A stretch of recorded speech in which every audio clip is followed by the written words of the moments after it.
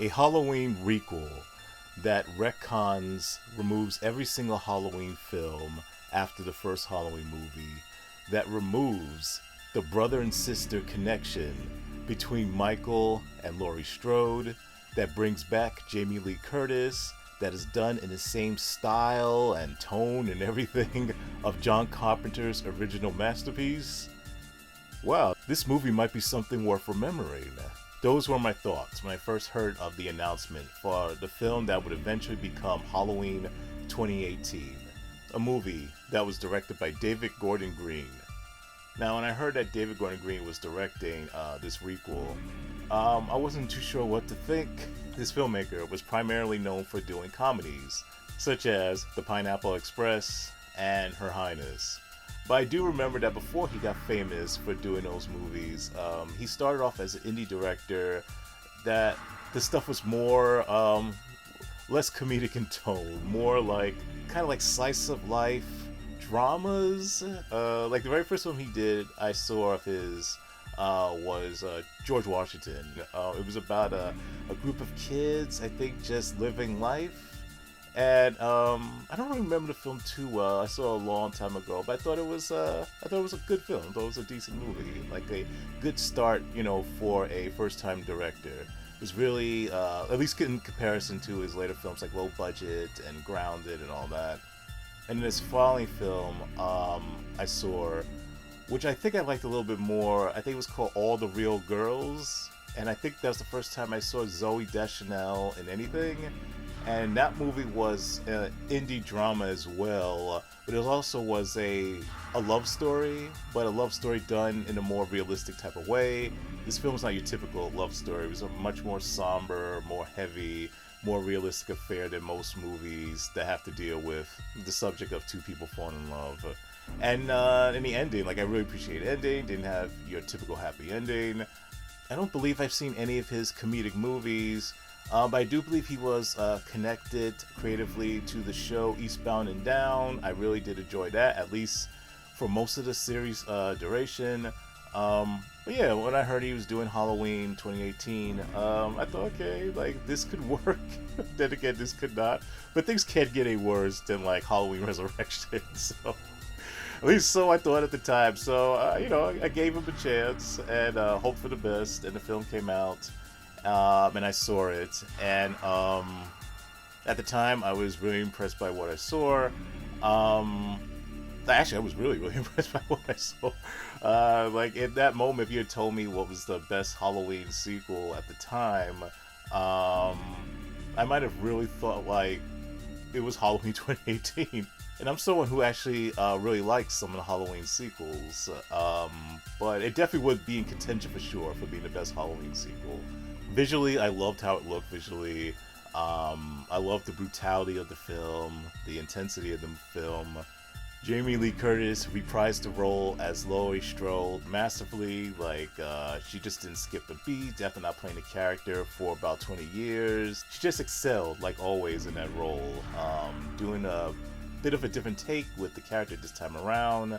A more hardened, more assertive take on the character, but still very much felt fundamentally like the character. You do believe that this version of Laurie, who is 40 years older than the character in the first film, you still believe this is the same character. There's not one of these legacy sequels or requels or whatever that you have the character come back.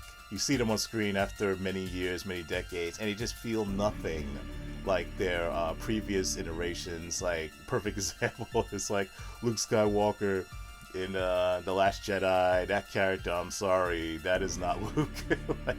There are flashes of Luke, but that is not as a whole Luke. Luke would just not be that jaded, not that disillusioned, even with everything that he went through off screen in the time between Return of the Jedi and The Last Jedi. But that's maybe I'll get into that one day. My feelings on the Star Wars films, particularly those sequel trilogy films.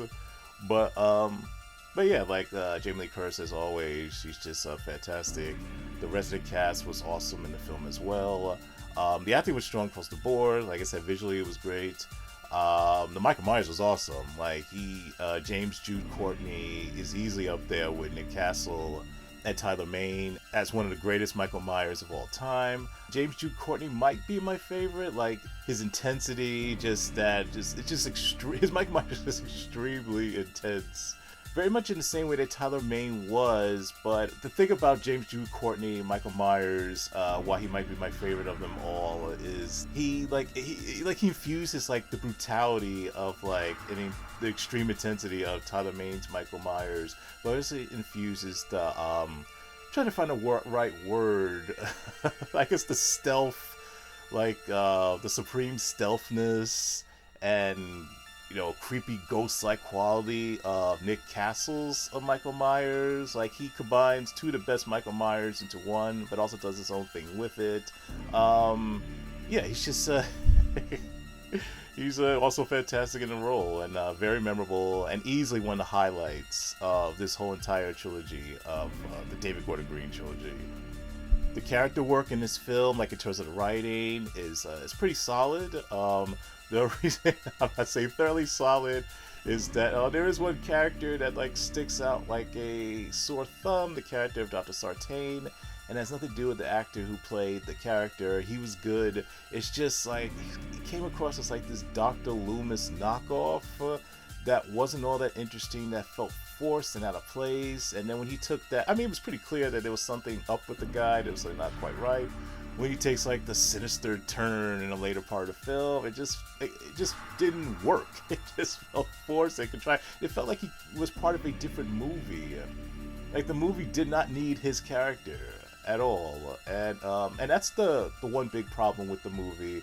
Some of the character work is well done. I would say most of it is well done with Laurie and her family and some others, but some of the other character work isn't so great. Like the stuff with Sartain. There's other minor characters in the film that I could have done without.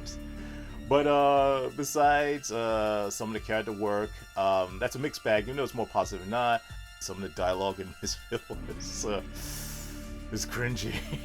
It's cringy and just nobody talks like that. They'll have some really good moments of dialogue. That'll stick in my mind for a while. It basically is almost everything has to do with what Laurie says. There's not one wrong moment with Laurie, not one false moment, not one weak moment. She's strong across the board, her character through and through, what she says. But some of the other characters, some of the humor that's injected in the film, I get it's David Gordon Green, and of course he's going to try to inject some humor, even in something that's as serious as Halloween. And I don't mind that. I don't have a problem with that at all. There's humor sprinkled all throughout the Halloween films, even since the very beginning. But some of it works, yes, and some of it does not, and just I don't know. And then the ending of the movie, the very, very ending of the movie, not the climax itself, I think that's well done.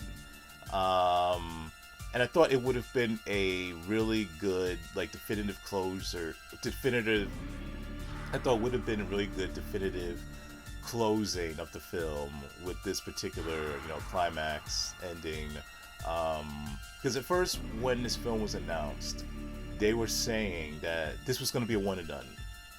They were not saying anything about a proposed trilogy. It was just this was going to be the one and done. We're going to go back to we're going to continue Halloween as it should have always been continued. Forget all those sequels, forget about the connection with Michael and Laurie being brother sister. That whole connection, I never liked it. I never liked it. It just felt so, it just doesn't work for me. It just felt so forced. And all of a sudden, there's this brother and sister connection out of nowhere, and just they didn't really even do anything with it. And the whole thing just pretty much came out of nowhere. There's John Carpenter had said that it just popped in his head. He didn't really have any ideals of what to do with a Halloween sequel when he was writing the original Halloween Part 2. And he thought, why not? I need some way to expand this lore, and so I'll go ahead and make them that they're both siblings, Michael and Laurie. But John Carpenter, he said from the very beginning he never liked the idea. He just did that because he didn't know what else to do. He said he never liked the idea. And he's not the only one. There's other people who never liked the idea. I never liked the idea, though I definitely know there are fans out there who do, and who lamented the fact that it was, retcon out of the continuity of the Halloween series. but it just doesn't work. Like, it also makes it like it retcons the first film, like there was some purpose to Michael stalking Laurie in the first film, and the thing that works about the first film that makes it so horrifying, that it was so random. What happened to Laurie and her friends was so random that it could have happened to anyone. That's really scary. I mean, it's really scary if someone targets you too. I'm not saying it isn't, but it's just something about it was just, them being in the wrong place at the wrong time on the wrong day, you know. And when you recontextualize that into, at least in regards to Laurie, it was this purposeful thing, and he's never gonna stop chasing her as long as she's alive. And I'm like, why does Michael want to kill her so badly? And then there's like reasons in the sequels of why he needed to do that, like retcons here and there, which I just never liked, never bought. But yeah, they were talking about how, this is going to be the real sequel to the first Halloween. And we're going to retcon all the other sequels, and we're going to give this the closure that this, series deserves, that this lore deserves, and I really like the sound of that. But there was a part of me thinking, are they really going to follow through with this? Is this really going to be the last Halloween movie? And not like the last one ever. I knew at some point, they would remake it somehow, redo it. But at least in terms of this continuity with Laurie Strode and Michael, like, this is the last word, that's it. And even though there were other things beforehand that, retcon stuff, like Halloween H2O. That was like the very first, like, I guess. Well, no. Actually, no. The first Halloween 2 was the first retcon in the series, with the whole thing with Michael and Laurie being siblings. But I guess in a real major way, the first real retcon, in terms of like ignoring sequels, was Halloween H2O. That was like the first one. And so, but this time, will be the last time we're going to be doing that. The whole ignoring sequels thing. This is the definitive one, the last one. But of course, when Halloween 2018 opened, and opened to huge numbers, massive numbers, that Monday, following its first phenomenal box office weekend, there was the official announcement there will be a sequel to Halloween 18. Not just one, but two. This will now become a new trilogy of Halloween films. Like, oh, God. No. And the thing is, I knew it before I even heard that announcement. Like, when I saw the ending of Halloween 2018, the problem I had with the ending was, like, the way how, like, everything was so well done with the fight between Laurie and Michael in the house, and then later on with her daughter and granddaughter helping out, and just the final image of, like, what was supposed to be the final image of, like, Michael and Laurie facing each other for the last time. Now Michael's like trapped in that basement, and it's erupted in flames, and Laurie's just looking at him, like, above him, just, I finally got you, And they could have just faded to black right after that. But no, they had to continue, and I didn't, not so much that I mind continuing, that wasn't the thing. It was like, so they get in the back of the pickup truck, and Michael is supposedly burning in the house, and they're like they're slumped in the back of the pickup truck and just all emotionally spent and all that. And I think it was Laurie, I can't remember who was holding a knife. I think it was Laurie who was still holding a knife. But like it zooms in, on the knife. And then I think it's a freeze frame or something. I can't exactly remember. But then it fades to black. And the way how they did it was like, the zoom in was like ominous and like basically in a way that was like, this is not over, and I'm like, yeah, I could smell a sequel coming. I was hoping it wouldn't, but this is a setup, man. This is a setup. I know it. And yeah, it was confirmed that it was, that Monday after I saw it. And I was not thrilled. I was not thrilled at all. But even with the announcement of the sequel, I was still thrilled with the film itself. Like, I really, really liked it a lot. I would say close to, at least at that moment, borderline loving it. Yeah, there was parts of it I did not like, but overall, I thought it was a winner. Like, I was really impressed with it. Wanted to see it again as soon as possible. And I remember, like, I was reading online how a lot of people really liked the film. But it was this segment of people, not a huge segment at the time, was like, it was good, or it was okay, but, and it had a whole host of issues. And then I was seeing some people saying how They thought that the original Halloween 2 was a much better film, and I thought, what? Like, no, that's crazy. And I do like the original Halloween 2. I actually like it more now than I ever have. Um, but I said, no way. Like, Halloween 2, the original one, is a good movie, but the 2018 film blows it away. And like Halloween 2, like Halloween 2018, so awesome. There was only one other film to me that was that felt like it was just as good and still might be a little bit better than Halloween 2018. That's Halloween 4. I really like that film a lot. In fact, I would say I love that movie despite some issues here and there. I'll talk about that film at some point in the future and the other Halloween films, the earlier ones. But yeah, at the time I just couldn't believe like how other people could be disappointed by this movie. Like, I didn't think they should think it was the greatest thing ever. I didn't think it was the greatest thing ever, not even close. But I thought it was like just super impressive, at least for what it is. But then I saw it a second time, and it wasn't that long after it came out. It was like maybe, I don't know, 2-3 months, whatever it was. I can't remember what it was. But I'm like, I don't know, my feelings on the film like took a severe hit. I still enjoyed it, but nowhere near as much. Like, all the flaws became more apparent, or ones that didn't spot before. Like, its flaws just became a lot more apparent. The ones that I already discovered the first time I watched it, and then other ones that I discovered watching it for the second time. I don't know, it just didn't work for me as well as a whole. Like, it was just, like I said, the script, like the errors with the script, the flaws with the script, were just a lot more glaring.